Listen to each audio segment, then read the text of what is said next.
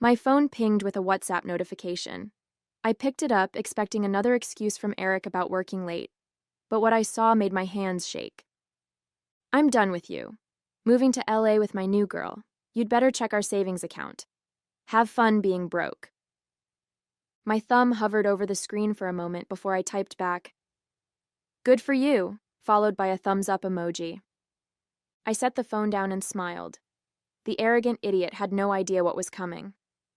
My name is Lucy Winters, and at 42, I've spent the last 18 years married to a man who's cheated on me for at least half that time. I live in Sacramento with our two teenagers, Zoe and Jason, who are 16 and 14 respectively. I've built a comfortable life as a real estate agent while Eric climbed the corporate ladder at a tech company, accumulating wealth and, apparently, mistresses along the way. What I want is simple: justice. I want my children to be secure. I want what's rightfully mine, and I want Eric to face consequences for his betrayal. What stands in my way? My soon-to-be ex-husband thinks I'm a pushover, a naive, trusting wife who turns a blind eye to his business trips and late nights at the office. His message wasn't a surprise. In fact, I'd been counting on something like it. For the past 6 months, I've been documenting his affairs, tracking financial statements, and building a case that would make any divorce attorney salivate. The new girl he was running away with? That was Jasmine, a 22-year-old aspiring actress who didn't know that I was the one paying her salary. Yes, I'd hired her 3 months ago to be the honey in my trap, and Eric had taken the bait spectacularly. My phone pinged again. This time it was from my private investigator, Harold. "He's booked 2 first-class tickets to LA for tomorrow morning. She's confirmed for the meetup tonight." Perfect. Everything was going according to plan. But as I opened my laptop to check our joint savings account, my stomach dropped. He hadn't been bluffing. The balance showed a withdrawal of $220,000 made just hours ago. That was considerably more than I'd anticipated. What else was he hiding? Eric and I met in college. He was the charming business major, and I was studying communications with dreams of becoming a journalist. We married right after graduation, and I put my career aspirations on hold to support his. When he landed his first big job, we moved across the country, away from my family and friends. I was pregnant with Zoe by then. I threw myself into motherhood and being the perfect corporate wife. I hosted dinner parties for his colleagues, maintained our home, and raised our children while he traveled for work. When Jason started kindergarten, I got my real estate license, something flexible I could do while still managing our family life. For years, I believed we had a good marriage. Yes, Eric could be dismissive and self-centered, but he provided well for us. The first sign something wasn't right came 7 years ago, when I found a receipt for an expensive women's bracelet that I'd never received. When confronted, Eric claimed it was meant to be a surprise for my birthday, 3 months away. I chose to believe him. Then came the perfume scents on his shirts, the mysterious weekend conferences, and the increasingly frequent late nights. Each time I expressed concern, he'd make me feel irrational and controlling. "You sound crazy, Lucy," he'd say. "Do you think a man in my position has time for affairs? I'm working to give you and the kids everything." And I'd back down, doubting myself. After all, we had a beautiful home in an upscale neighborhood, the kids were in private schools, and we took lavish vacations. On the surface, we were the perfect family. It wasn't until last Christmas that something shifted in me. Eric had promised to be home for our family celebration, but called last minute claiming his flight was canceled due to weather. That night, while the kids slept, I checked the airline's website. There were no cancellations. It was the first time I had concrete proof he'd lied. Instead of confronting him, I began paying attention. I noticed how he kept his phone face down and took calls in another room. How he had a separate credit card I never saw statements for. How he'd become increasingly critical of my appearance, my intelligence, my contributions to our marriage. One day in February, I overheard him on the phone in his home office. "I'll figure it out, babe. She doesn't suspect anything. No, Lucy's not that smart." That was the moment I realized I'd been played for a fool. Not just recently, but for years.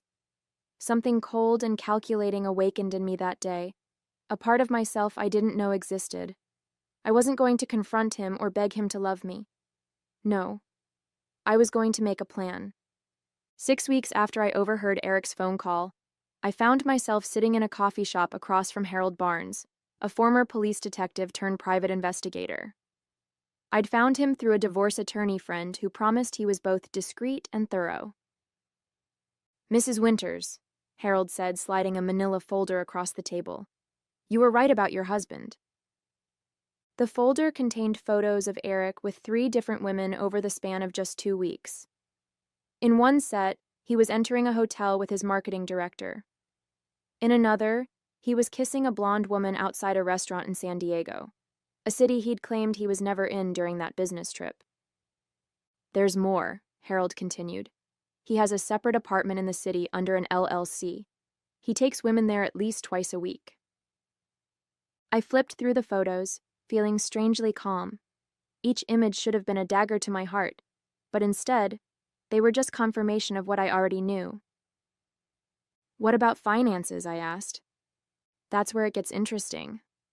Harold pulled out more papers.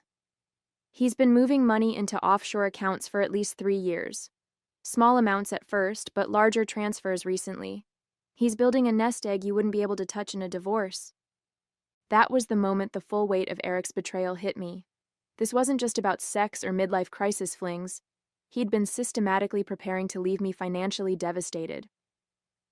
"What are my options?" I asked, my voice steadier than I felt. Harold leaned back. "Standard approach? Document everything, get a good lawyer, prepare for a nasty court battle that could take years. And the non-standard approach?" A hint of a smile crossed his face. "That depends on how much justice you're looking for." That night I couldn't sleep. I paced our bedroom, the room we'd shared for 18 years, trying to reconcile the man I married with the calculating stranger in those photos. I thought about the sacrifices I'd made, the red flags I'd ignored, the years I'd wasted loving someone who saw me as disposable. The next morning, I dropped the kids at school and called in sick to work. Then I drove to our bank and opened my own account. I transferred my commission checks there, removing my name from our joint checking account. It wasn't much in the grand scheme, but it was a start. When I got home, I searched Eric's office. Behind his college diplomas, I found a small safe I never knew existed. It took me 3 tries to crack it. Our wedding date? No. His birthday? No. Finally, Zoe's birthday. Bingo. Inside were documents for the LLC Harold had mentioned, account information for banks in the Cayman Islands, and a second passport.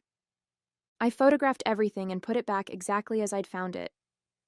My hands were trembling, but not from fear, from anger. Eric hadn't just been unfaithful. He'd been living a double life, methodically covering his tracks, and planning an exit that would leave me and our children with nothing. As I sat at our kitchen island, surrounded by the life we'd built together, I made my decision. I wasn't going to be a victim in Eric's story. I was going to write my own ending. I just needed the perfect plan. 2 days after discovering Eric's safe, I met with Olivia Perkins, the most cutthroat divorce attorney in Sacramento. Her office was sleek and intimidating, much like the woman herself. "With what you've shown me," she said after reviewing my evidence, "we could secure a favorable settlement, possibly 50% of the known assets." "Known assets being the key phrase," I replied. "I believe he's hidden millions." Olivia nodded. "That's common, and unfortunately, sometimes those funds are never recovered. Courts move slowly, and money moves quickly." "What if I could prove exactly where the money is before filing for divorce?" "That would change everything," Olivia said. "But surveilling financial records without authorization could create legal problems for you." I needed more than just suspicions and glimpses of bank statements. I needed concrete proof of Eric's financial deception, and I needed it without breaking any laws myself. When I got home, Eric was there unexpectedly, working from his home office. Seeing him sitting there, casually betraying me with every email and phone call, made my blood boil. "Hey," he said, barely looking up. "I need to go to New York next week. Some big client wants to meet in person. I smiled, knowing full well there was no New York client. No problem. How long will you be gone? 4 days, maybe 5. He finally glanced at me. You seem different lately. Everything okay? Just busy with work, I lied. Actually, I've been thinking about taking a real estate course to get specialized certification. It would mean evening classes twice a week. Eric looked relieved, probably at the thought of having more freedom for his affairs. Sure, whatever makes you happy. That small exchange gave me my first opening. With evening classes as an alibi, I could begin the next phase of my plan. I called Harold and asked him to meet me again. I want to set a trap, I told him when we met in a park, far from anyone who might recognize me. Something that will expose not just his affairs, but his financial schemes.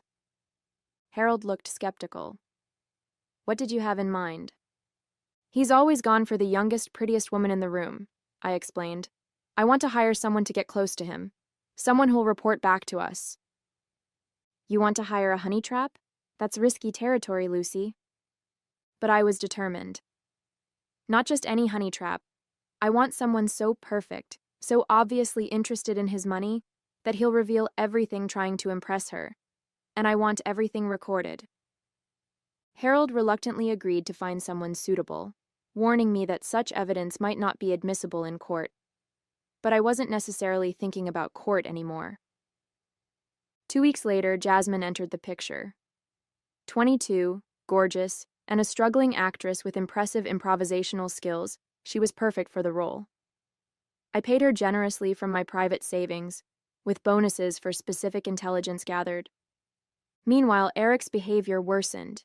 He'd stopped trying to hide his late nights and unexplained absences.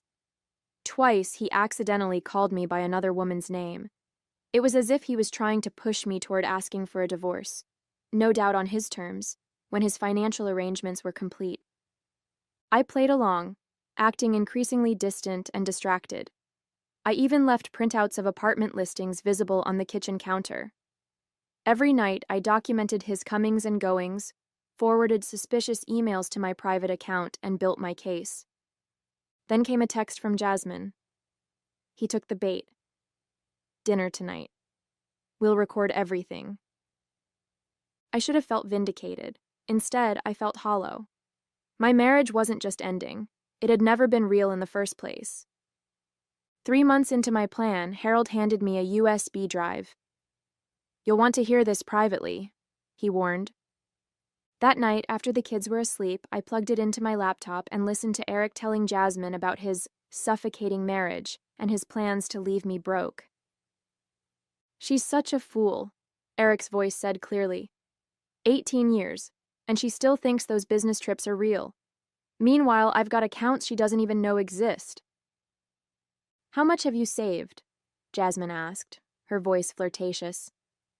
Over 2 million, safely tucked away where she can't touch it. By next month, it'll be closer to 3. I listened as he boasted about properties purchased through his LLC, investments made with money siphoned from our joint accounts, and his plan to file for divorce once everything was secured. What about your kids? Jasmine asked. Eric's response chilled me to the bone. They're almost grown. Lucy can have custody, less child support that way. I'll send money for college directly to them, make myself look like the generous dad while she struggles.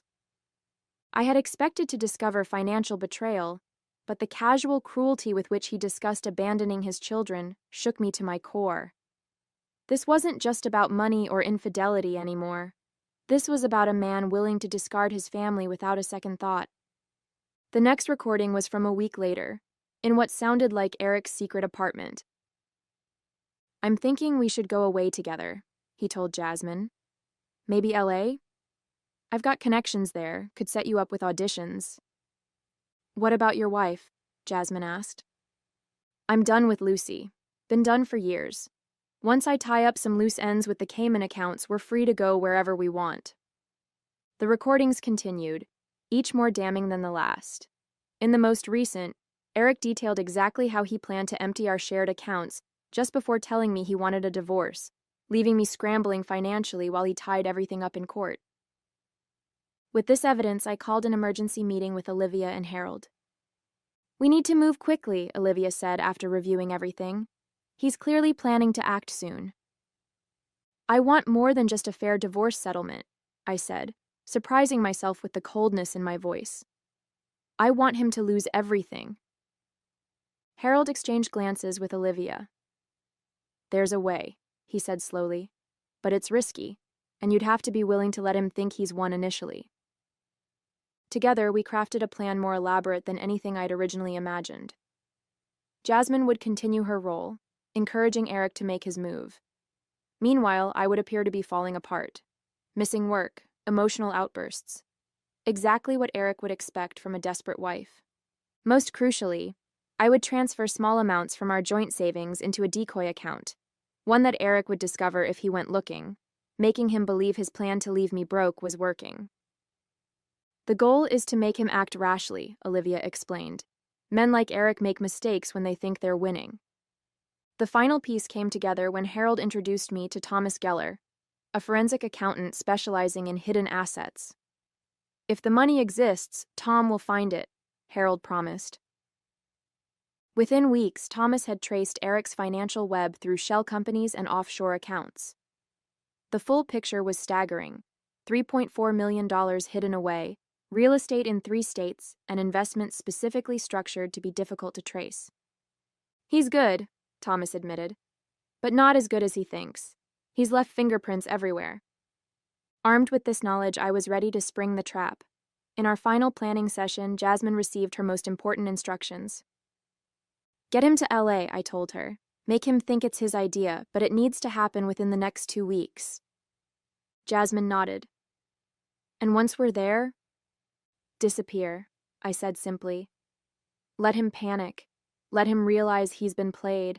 And most importantly, make sure he transfers a significant amount of money to you first." Harold looked concerned. "That borders on entrapment." "No," I corrected him. "That's justice." Everything was in place. I'd secretly filed for divorce with Olivia the previous week, with the papers ready to be served at the perfect moment. Thomas had documented all of Eric's hidden assets, and Harold had collected enough evidence of infidelity to satisfy even the strictest judge. The night before Eric's planned escape, he came home late. I pretended to be asleep as he packed a suitcase, taking his most valuable possessions. In the morning, he announced he had an emergency business trip. "How long will you be gone?" I asked, playing the oblivious wife one last time. "Not sure," he said, not meeting my eyes. "Probably a week. Don't wait up." After he left, I received confirmation that he'd withdrawn $220,000 from our joint savings, nearly everything left in the account. He'd also maxed out our shared credit cards on first-class tickets and luxury hotel reservations, exactly as we'd anticipated. Hours later came the WhatsApp message I'd been waiting for. "I'm done with you. Moving to LA with my new girl. You'd better check our savings account. Have fun being broke." I responded with a simple, "Good for you," and set the next phase in motion. First, I called our children, who were staying with my sister for the weekend, to make sure they were okay. Then I contacted Olivia, who filed an emergency petition freezing all of Eric's known assets based on the evidence of financial fraud we'd compiled. By morning, his accessible accounts would be locked. But there was a complication I hadn't foreseen. Just as I was about to call Harold with an update, I received a panicked call from Jasmine. "He's acting weird," she whispered. "He keeps making calls to offshore banks and he's paranoid about someone following him. I think he might suspect something." My heart raced. Has he mentioned me or Harold? "No, but he's talking about moving money again tonight. Says he doesn't trust the current arrangements." If Eric moved his funds now, our carefully documented paper trail could become useless. We needed him to stay put until the asset freeze took effect. "Keep him distracted," I instructed. "Tonight, get him talking about his grand plans. Record everything." After hanging up, I called Harold, who was equally concerned. "If he moves that money now, it could disappear for good." "Can we accelerate the asset freeze?" I asked. "Not without a judge's signature and at this hour." We were at an impasse. Months of planning could unravel because Eric was having a moment of paranoia. I paced my living room trying to think of a solution. Then it hit me. I called Eric knowing he'd likely ignore it but needing to leave a voicemail. "Eric, it's me," I said, my voice deliberately shaky. "I just got a call from American Express about suspicious charges. I told them you're on a business trip, but they want to speak with you directly. Something about fraud protection. Call me when you get this." It wasn't much, but it might make him hesitate before making any large financial moves. Credit card companies calling about fraud could spook him into lying low for a few hours. Next, I texted Jasmine. Change of plans. Make him feel like he's in control. Ask about his business success. Get him talking about himself. Jasmine was brilliant. She sent video updates throughout the evening. Eric, relaxed and boasting about his financial acumen, ordering the most expensive champagne, clearly believing he had everything under control. Most importantly, he wasn't making any suspicious calls or transfers. By morning, the emergency asset freeze was in place. Eric's accessible accounts and properties were locked pending investigation. The trap was nearly complete. But we had one final hurdle. For our plan to work perfectly, Eric needed to realize he'd been set up only after Jasmine disappeared. Too soon, and he might find a way to access his hidden funds before we could secure them. "How do we time this?" I asked Harold during our final call. "Leave that to me," he said. "I have an old friend in the LA Police Department who owes me a favor." The following evening, as Eric and Jasmine were dining at an exclusive restaurant in Beverly Hills, two officers approached their table. They spoke briefly to Eric, whose face, according to Jasmine's text, turned the color of paste. Later I learned that Harold's friend had informed Eric that his wife had reported their joint accounts emptied, and they needed to ask him some questions. No arrest, just enough to plant the seed of panic.